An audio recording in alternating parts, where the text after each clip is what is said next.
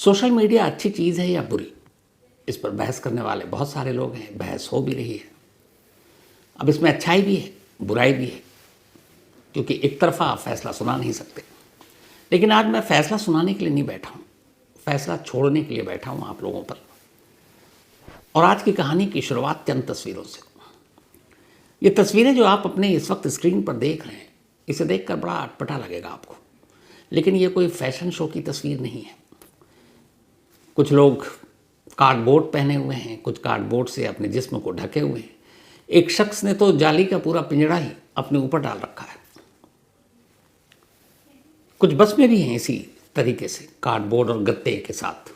उसको उन्होंने अपना लिबास बना रखा है एक तरह से, या अपने बॉडी के जिस्म के हिस्से को थोड़ा सा ढक रखा है ताकि कोई और उसको टच ना कर सके या किसी और से टच ना हो जाए।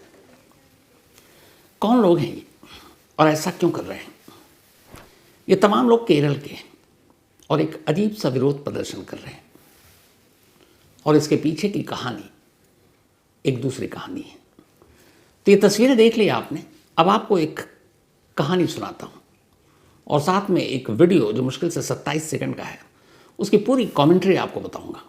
और फिर उस वीडियो को देखने के बाद और पूरी कहानी सुनने के बाद आखिर में आप फैसला कीजिएगा कि कौन सही और कौन गलत। बात 16 जनवरी की है। केरल के कोझिकोड में दीपक नाम का एक शख्स रहा करता था। उम्र 42 साल, घर में माँ बाप का इकलौता बेटा, शादी हो चुकी, पत्नी और एक बच्चा। दीपक एक टेक्सटाइल होलसेल कंपनी में सेल्स एग्जीक्यूटिव था। 16 जनवरी की बात है। 16 जनवरी को वो अपने ऑफिस के काम से कहीं बाहर गया और फिर वापस अब कोझिकोड लौट रहा था एक बस में। बस काफ़ी खचाखच भरी हुई थी, भीड़ थी। जितने लोग सीट पर बैठे थे लगभग उतने ही लोग बस में खड़े हुए भी सफ़र कर रहे थे। और उन्हीं खड़े लोगों में एक दीपक था। उसे कोझिकोड जाना था। बस चल रही है।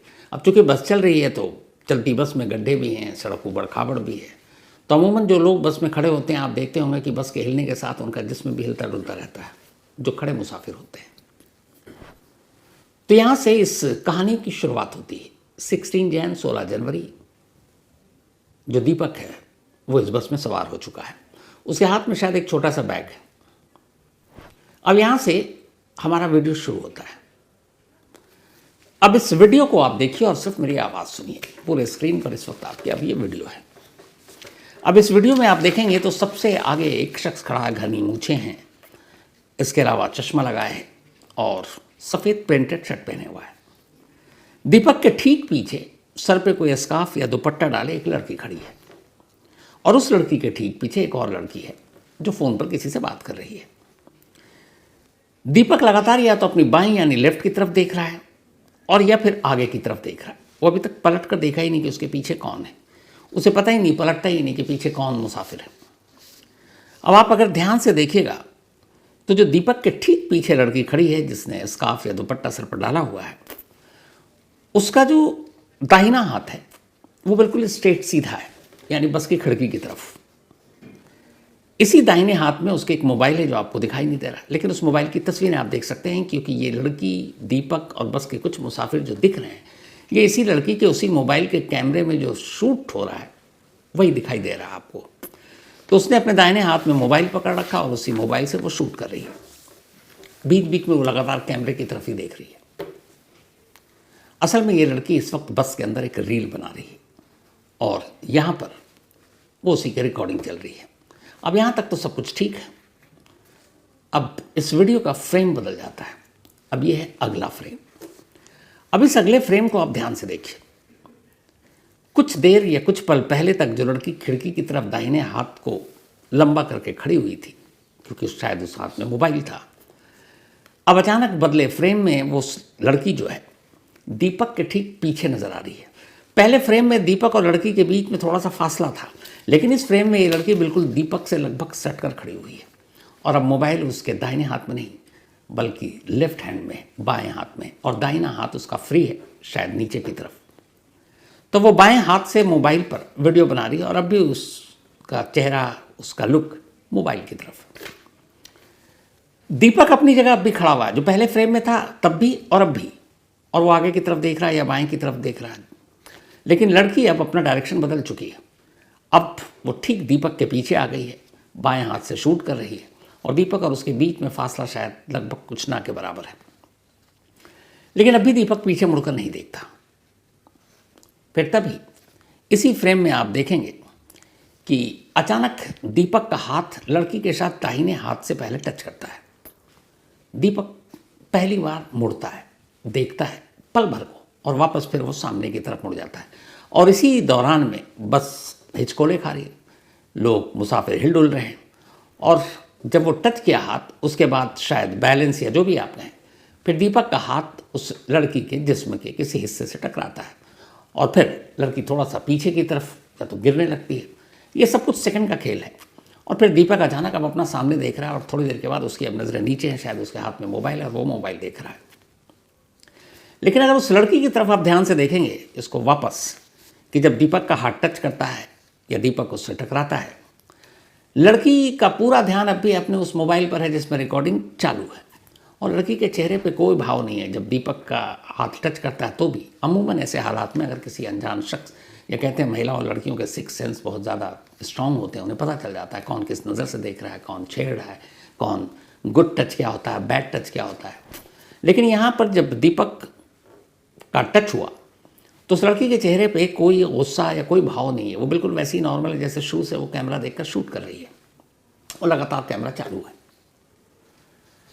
अब इसके बाद आखिर में जब ये 27 सेकंड का वीडियो खत्म होने वाला है, तब पहली बार वो लड़की जो है भाव बदलता है और बिल्कुल लास्ट में एक हल्का सा सेकंड के 100वें हिस्से के लिए दीपक की तरफ देखती है। उसके बाद वीडियो खत्म, द एंड। अब इस तस्वीर के ख़त्म होने के बाद दीपक और वो लड़की दोनों बस से उतरते हैं और अपने अपने घर को रवाना हो जाते हैं। यहाँ पे कहानी का पहला चैप्टर ख़त्म हो जाता है। ये 16 जनवरी की बात है, फ्राइडे का दिन था। अगले दिन इत्तेफाक से दीपक का बर्थडे था, 43rd बर्थडे। घर पहुँचता है। घर जाने के बाद चूँकि उसकी सैटरडे और संडे छुट्टी भी थी, तो 17 जैन को दीपक अपना बर्थडे घर पे मनाता है अपने माँ बाप के साथ, अपने बीवी और बच्चे के साथ। इस दौरान में उसके मोबाइल पे बहुत सारे मैसेज आते हैं, उसे विश देते हैं उसके दोस्त, जानने वाले, ऑफिस के लोग, कुलीग। और तभी उसी विशेष के बीच में अचानक दीपक देखता है कि सोशल मीडिया पे एक वीडियो है और उस वीडियो में वो जो कुछ देखता है वो परेशान हो जाता है। ये वीडियो एक दिन पहले का बस में यही वीडियो था जो आपको मैंने अभी दिखाया 27 सेकंड का। और उस वीडियो के साथ पोस्ट और ढेरों कमेंट्स। और उस वीडियो में लिखा था कि कैसे पब्लिक प्लेसेस पर, पब्लिक ट्रांसपोर्ट में लोग जानबूझकर लड़कियों को, महिलाओं को गंदी सोच और निगाहों के साथ टच करते हैं। अब जैसे ही ये वीडियो देखा, दीपक घबराता है। इतनी देर में उसके दोस्तों का फ़ोन, कुछ दोस्त उससे वही वीडियो भेज रहे हैं व्हाट्सएप पे, अब सोशल मीडिया से उठाकर, कह रहे हैं ये क्या है। दीपक घबरा गया। उसने कहा ये तो कुछ नहीं। बोला मैं भी जानता हूँ, उस वीडियो में साफ दिख रहा है कि तुमने कोई ऐसी हरकत नहीं की, लेकिन ये तो बहुत तेज़ी से वायरल हो रहा है। शाम होते होते ठीक बर्थडे के दिन इस वीडियो को लगभग 2 मिलियन व्यूज़ मिल चुका था। 20 लाख लोग देख चुके थे और उसमें तमाम कमेंट्स थे। लेकिन अच्छी चीज़ ये थी कि जिन लोगों ने भी वीडियो देखा उनमें से एक बड़ी तादाद उन लोगों की थी जो दीपक का सपोर्ट कर रहे थे कि इस वीडियो में कहीं से भी दीपक इस तरह का व्यवहार करते हुए नहीं दिखाई दे रहा कि उस लड़की को जानबूझकर वो टच करने की कोशिश कर रहा है, क्योंकि वो पूरे दौरान में कभी मुड़ कर देखता नहीं है, अपने में उलझा है, आगे देख रहा है, बाएं देख रहा है, बस हिल डुल रही है, उसकी वजह से पैसेंजर हिल रहे हैं और एक टच करता है उसका हाथ या कोहनी, फिर वो फ़ौरन अलर्ट होता है, फिर आगे देखता है। लेकिन लड़की इस पूरे दौरान लगातार सिर्फ कैमरे को देख रही है और उसके चेहरे पे कोई भाव नहीं है। दीपक के दोस्त कहते हैं तू घबरा मत। वो कहता है इससे तो मेरी बहुत बेइज्जती हो रही है। कहता है कुछ नहीं है, तूने कुछ नहीं किया, तो इसलिए तू बेफिक्र रहे। दीपक सुनता रहता है। जन्मदिन का दिन है। शाम से रात होती है, सैटरडे 17 जनवरी। रात होने के बाद सब अपने अपने रूम में चले जाते हैं खाना खाकर। उस रात दीपक अपने अलग कमरे में सोता है, पत्नी के पास नहीं जाता। रात बीतती है, सुबह होती है, सब ब्रेकफास्ट टेबल पर अब दीपक का इंतज़ार कर रहे हैं। दीपक दरवाज़ा नहीं खोल रहा है, आवाज़ देते हैं, नहीं खुलता। फिर आखिरकार दरवाज़ा तोड़ा जाता है। अंदर दीपक मुर्दा पड़ा था। 20 लाख वाली ये व्यूज़, एक रील, इसने दीपक की जान ले ली। जैसे ये सब कुछ देखा सैटरडे को पूरे घर को पता था, दीपक ने अपने पेरेंट्स से भी शेयर किया, वाइफ से भी शेयर किया, ये मेरी बेइज्जती हो रही है। एक शरीफ और इज्जतदार इंसान से आप सब कुछ छीन लो, वो फिर भी जी लेता है, लेकिन अगर एक शरीफ इंसान से आप अगर उसकी इज्जत छीन लेते हैं तो वो जीते जी मर जाता है। दीपक ने वही किया। हालांकि बार बार कहता हूँ कि इस तरीके से जान देना कभी भी सही नहीं है, लड़ना चाहिए, हालात से मुकाबला करना चाहिए, लेकिन दीपक ने आसान रास्ता चुना, वो सामने ही नहीं कर पाया। माँ बाप को पूरी कहानी पता थी, माँ रोते हुए थाने पहुंची, जाकर पुलिस को बताया, पुलिस ने कंप्लेंट लिखी, जांच शुरू हुई। जांच शुरू होने के बाद पुलिस उस लड़की तक पहुंची और फिर उस लड़की को गिरफ्तार किया। केस बना खुदकुशी के लिए उकसाने का। लेकिन अभी तक जिस लड़की का ये 27 सेकंड का वीडियो और उस पर लिखे हुए उसके सारे पोस्ट वायरल हो रहे थे, अब दीपक की मौत पूरे केरल में वायरल होने लगी। जब दीपक की मौत की खबर आई और बताया गया, लोगों को पता चला कि इस एक वीडियो की वजह से दीपक की जान गई, लोगों ने अब उस वीडियो को ध्यान से देखना शुरू किया। अब हर एक की हमदर्दी और सिंपैथी दीपक के साथ थी, क्योंकि वीडियो देखने के बाद हर एक को लगा कि नहीं, दीपक सोशल मीडिया की इस रील का शिकार हो गया। लोगों को गुस्सा आया, गुस्से में उन्होंने केरल में जगह जगह धरना प्रदर्शन शुरू कर दिया। और ये जो पहली शुरू की तस्वीर आपको दिखाई दी, जो कार्डबोर्ड, जो गत्ते, जो जाली का पिंजरा पहनकर लोग बल्कि बसों में बैठने लगे कि शायद क्या पता कल को कोई लड़की ये कह दे कि टच किया और कोई रील बन जाए। खबर तो ये भी आ रही है कि केरल की कुछ बसों में अब ये कहा गया कि कोई भी रील मोबाइल ऑन नहीं करेगा, रील नहीं बनाएगा। तो अब ये विरोध प्रदर्शन चल रहा है। पुलिस ने उस लड़की को गिरफ्तार भी कर लिया है।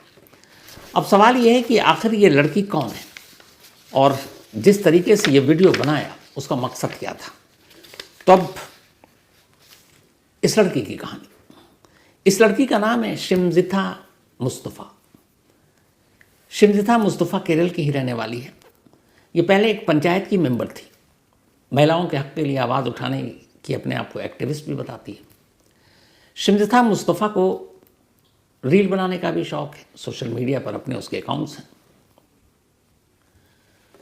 16 जनवरी की दोपहर उस बस में वो रील बना रही थी और रील बनाने का उसका मकसद और इंटेंशन ये था कि ये दिखाना कि पब्लिक ट्रांसपोर्ट, पब्लिक प्लेसेस पे कैसे कुछ लोग लड़कियों या महिलाओं को गलत अंदाज में टच करते हैं, यानी उन्हें छूते हैं। अब उसने बना तो लिया, बनाने के बाद उसने सोशल मीडिया पे डाल दिया।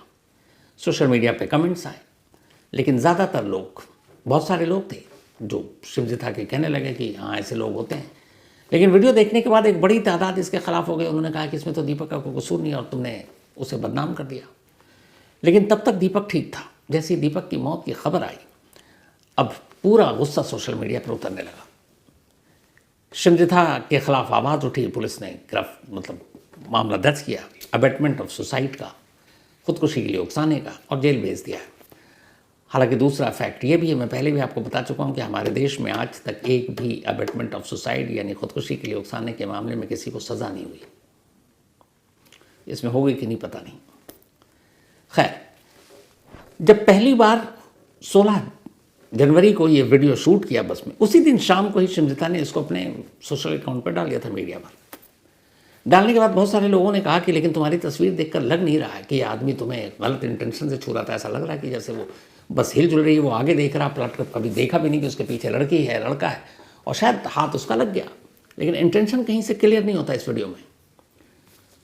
दोबारा डाला शिमजिथा ने कि नहीं मैं सही हूँ, अपने आप को सही साबित करने के लिए उसने फिर से एक पोस्ट डाला और उसने कहा कि नहीं ऐसे लोगों का सच सामने लाना चाहिए। मतलब एक बार डाला ही डाला, दोबारा भी डाला, और उसी के बाद ये धीरे धीरे वायरल होता गया। और इस वायरल होने के बाद एक ऐसा शख्स जिसके बारे में उसके परिवार का कहना है कि उसने कभी ऊंची आवाज़ में किसी से बात नहीं की, फैमिली का ये कहना है कि वो पूरे परिवार अपने ख़ानदान का आइडियल था, जहाँ वो काम करता उसके बॉस से लेके उसके तमाम कुलीग, मुलाजिम, सीनियर, जूनियर का ये कहना है कि नहायत शरीफ इंसान था। पड़ोसियों का कहना है कि उन्होंने आज तक उसको बचपन से बड़ा होते देखा, कभी नज़र उठाकर किसी को नहीं देखता था, और ये वीडियो खुद इस बात का सबूत है। अफसोस, दीपक ने जो किया वो गलत था, उसे सामने रहकर लड़ना चाहिए था, लेकिन शायद उसकी अपनी इज्जत जब बाजार में, मतलब घर से निकली हुई इज्जत बाजार में उछाल दी गई तो वो उसे बर्दाश्त नहीं कर पाया। सोशल मीडिया पर रील के चक्कर में कई लोगों की जान गई है तो हम आप सुनते रहते हैं, लेकिन शायद ये अपने देश का पहला मामला है जिसमें सोशल मीडिया में रील किसी और ने बनाई, जान किसी और की गई। केरल की समाज कल्याण मंत्री जो हैं वीना जॉर्ज, उन तक भी ये खबर पहुंची। उन्होंने दीपक की मौत पर अफसोस जताया और साथ में ये कहा है कि इसमें जो भी ज़रूरी कानूनी कार्रवाई होगी करेंगे। जिस वक्त शिमजिथा मुस्तफ़ा को जेल ले जाया जा रहा था तो बहुत सारे गुस्से में लोग उस जेल तक पहुंच गए थे और ठीक जेल के बाहर खड़े होकर वो नारे लगा रहे थे और उनका ये कहना था कि हम केरल के लोग, शिमजिथा मुस्तफ़ा, तुम्हें कभी माफ़ नहीं करेंगे। ये वो जेल जाने से ठीक पहले की तस्वीर है जिसमें लोग गुस्से में ये कह रहे हैं। आप भी सुनिए।